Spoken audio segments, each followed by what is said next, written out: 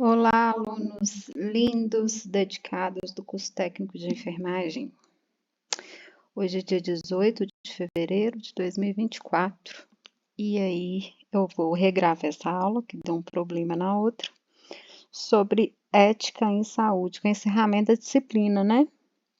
Nossa, e ainda faltam duas aulas, tá? Que a gente ficou devendo aí, né? Porque a escola estava em reforma e aí a gente combina depois de repor, né? Como visita, conforme combinado, uma visita técnica. Então vamos lá. Bem, dentro do conteúdo dessa disciplina, a gente estuda aí sobre a questão da religião, né? De uma forma geral, a importância da religião, religiosidade, espiritualidade, da cultura, né? Tudo dentro do contexto tanto individual quanto de uma forma geral, né, social. E o que que isso vai acarretar então para o nosso cuidado, né, ali na prática?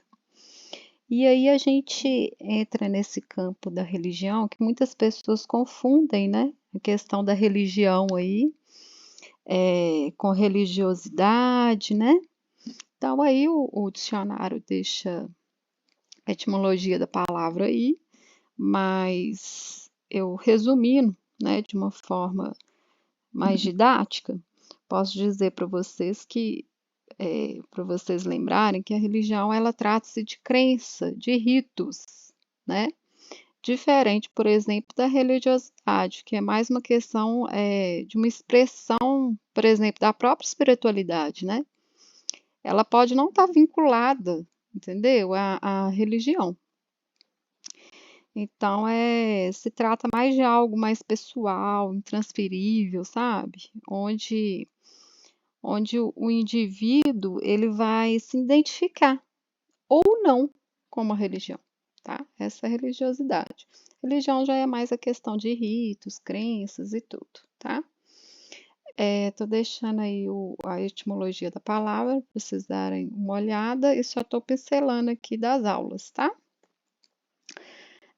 Espiritualidade, igual a gente havia falado em sala, é uma característica, né, ou qualidade daquilo que é espiritual, ou seja, é tudo que a gente pode demonstrar ou ter de algum fundamento religioso, espiritual, não necessariamente que a pessoa ela acredite ou ela tenha esse rito, né, essa religião, tá? Ela transcende, é algo pessoal, né? Ali é onde que ocorre, inclusive, a busca da própria existência, né? Conforme alguns autores aí.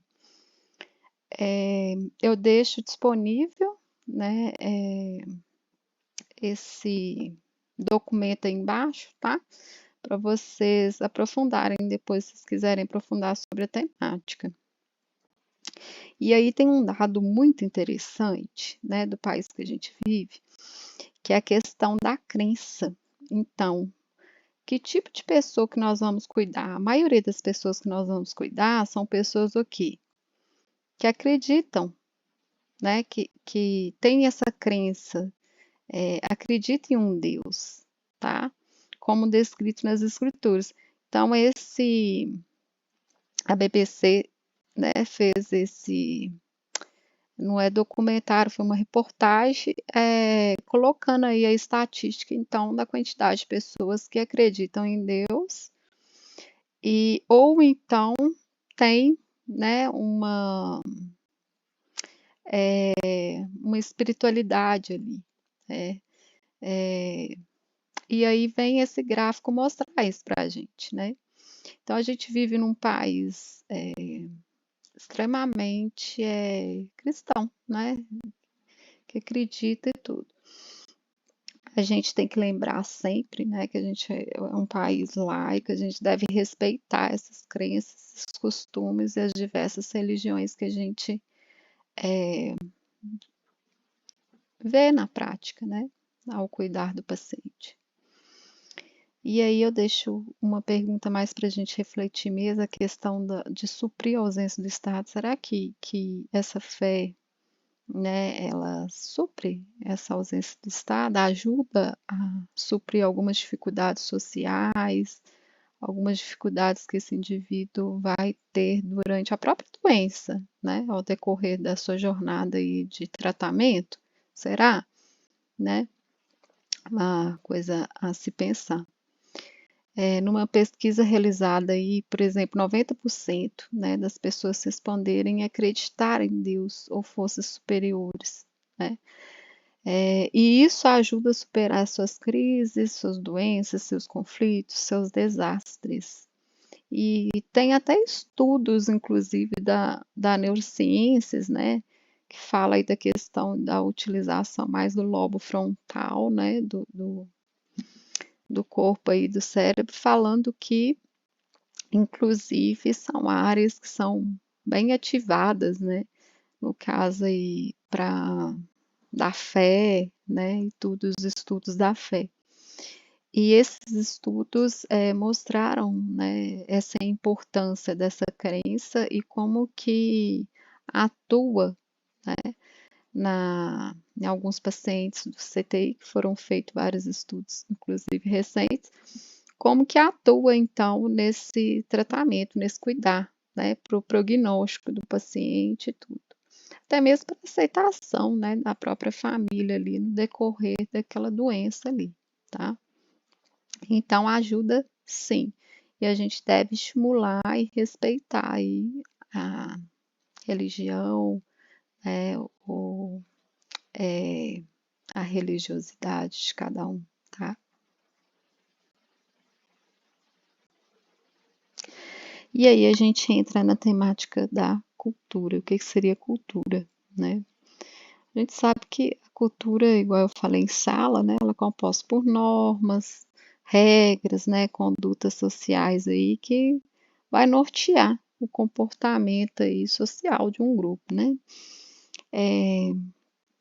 A gente tem várias vertentes. A gente tem que pensar na cultura de uma forma geral, né, que envolve a questão social, né, as comunidades, o local que você está inserido, o bairro, né, o país, o estado, enfim, de uma forma geral. E temos a questão individual de cada pessoa, né? Temos, por exemplo, quando eu falo de cultura onde a gente está inserido, a gente não pode esquecer, por exemplo, da cultura da própria organização que você trabalha, né? Ou vai trabalhar. Então, cada local que você vai trabalhar, você já tem um costume ali, né? Umas regras ali. Já tem a cultura que a gente chama cultura organizacional. Vou deixar a etimologia da palavra aí para vocês também, tá? De cultura. E eu acho que o mais importante é vocês se aterem, né? Que tanto esse conjunto, né, de conhecimentos, de crença, de arte, moral, lei, costume, isso tudo, né, vai sendo adquirido pelo homem, né, como um membro aí dessa sociedade, né, que ele vive, tá? E eu passei isso em sala de aula, a questão da flor, né, que flor que é essa? E aí é a flor de Congonhas, né? E daí o porquê desse nome Congonhas. Então tem toda uma história, né? Tem todo um contexto histórico aí por trás, né? Do motivo de chamar Congonhas, né? E tem essa flor aí, onde as pessoas fazem chá e tudo, e tem terapias aí com esse chá. Eu deixo esse material de estudo aqui para vocês, tá? Que eu achei bem interessante, são estudos recentes, 2023, que vem falar justamente, né? Esse primeiro artigo aí vem falar justamente da questão da cultura organizacional, que é muito importante, né? Do comportamento de cidadania organizacional, que ele fala, inclusive. E esse outro artigo aí vem falar para a gente aí, né, das experiências de uma equipe de saúde de consultório na rua com a população indígena. E eu achei bem interessante. E aí fala, nesse segundo artigo, inclusive, da teoria transcultural. A gente sabe que a enfermagem tem diversas teorias. Uma dessas teorias, para quem quiser aprofundar nessa parte de cultura e saúde, é a teoria de Madeleine, que é o nome dela, é Madeleine, tá? Que é transcultural. E aí ela vem abordar aí a questão do contexto, né, que esse indivíduo vive, o contexto que ele viveu e tudo, a parte cultural aí desse cuidado, tá? E aí uma coisa interessante, gente, nesse primeiro artigo fala do desenvolvimento de ações sobre a importância, né, da empatia, da proatividade e humanização no contexto institucional de saúde, tá?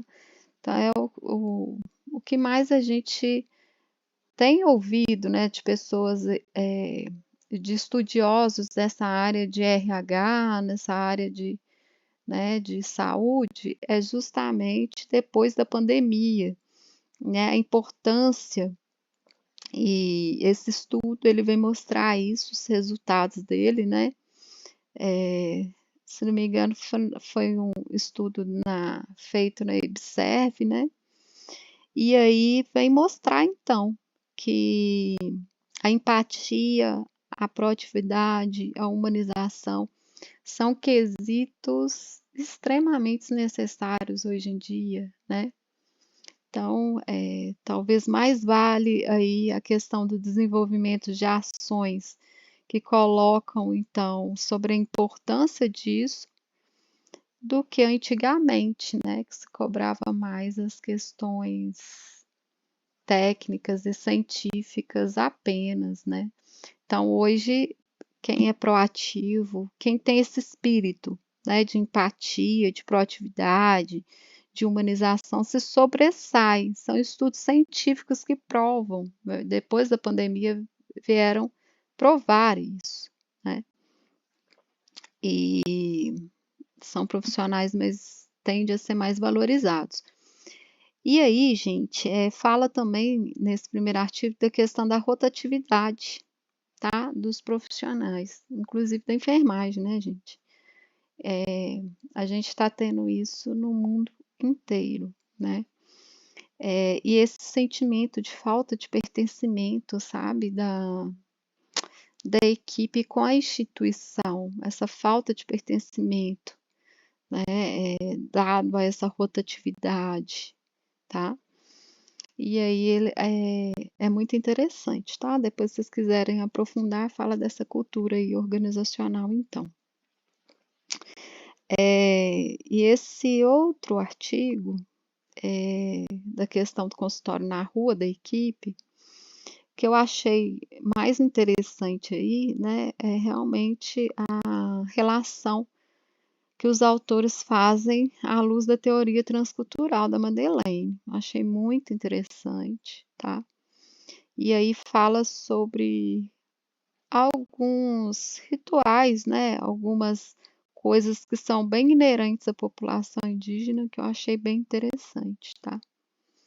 Então, isso daí vem reforçar o que eu sempre falo, né, nas minhas palestras em relação a pós-pandemia, em relação a futuro, né, dos cuidados de saúde, porque essa teoria transcultural, ela remete aí a essa importância do cuidado individual, né?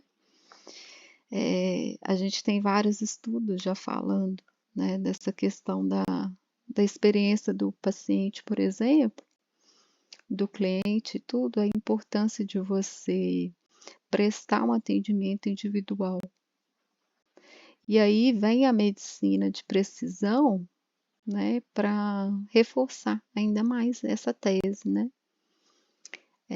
Enfim, é muito interessante esses estudos relacionados aí à cultura e à saúde.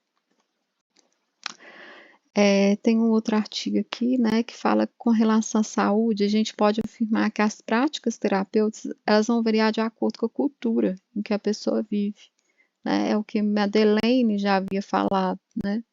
E é com base nessa cultura que ela explica seus sofrimentos e suas doenças, faz escolhas de tratamento e avalia seus resultados, ressignificando a todo momento sua situação de vida, né? Uma coisa bem óbvia, né? O indivíduo ele vai fazer suas escolhas de tratamento e tudo a partir da sua vivência, né? A partir da sua cultura ali, da sua base cultural.